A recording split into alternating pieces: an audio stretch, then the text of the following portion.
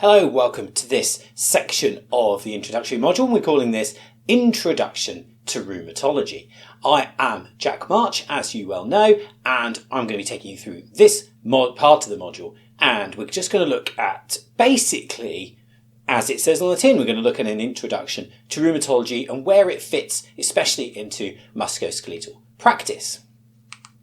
So what we're going to look at in this particular part of the module is what I call room for complexity, which is where it really fits within musculoskeletal practice.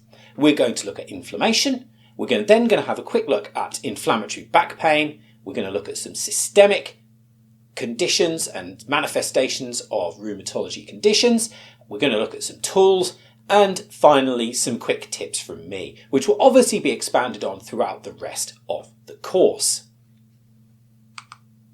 So, here is a graphic I made a good few years ago now, but it demonstrates the complexity of rheumatology. And really, I start every course that I do, whether it's online, in-person, recorded, by trying to say, I am not going to try and make you into a rheumatologist. We have rheumatologists already. They are amazing. They're very specialist at what they do. They're really, really good at picking out and differentially diagnosing specifics of rheumatology. That's not what I'm going to try and do throughout this course. I'm going to give you some guides and some clinical reasoning, tips and tricks and information about how we're going to get close.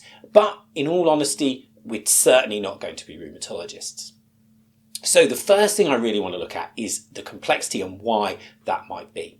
And this was a graph or a chart that I made in response to having the question, how do I differentiate osteoarthritis versus rheumatoid arthritis, which just kept coming up on my social media feeds. And I got a bit frustrated with saying, well, it's a bit more complicated than that. So I made a graphic to demonstrate it. So what this shows is that if you look at synovitis, which is the large light blue oval sort of smack in the middle, synovitis, and our sort of archetypal condition, rheumatoid arthritis, which is really going to make up the bulk of our inflammatory sort of picture arthritis conditions.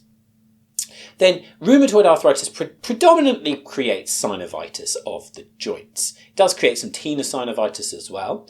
But the problem is, if you look at synovitis and you think, okay, I can see synovitis, maybe that's rheumatoid arthritis, then you can see the overlap of a lot of these other conditions, particularly things like gout, polymyalgia rheumatica, lupus, psoriatic arthritis, that really going to create quite a lot of synovitis as well. So it's not enough just to think, okay, synovitis equals rheumatoid arthritis.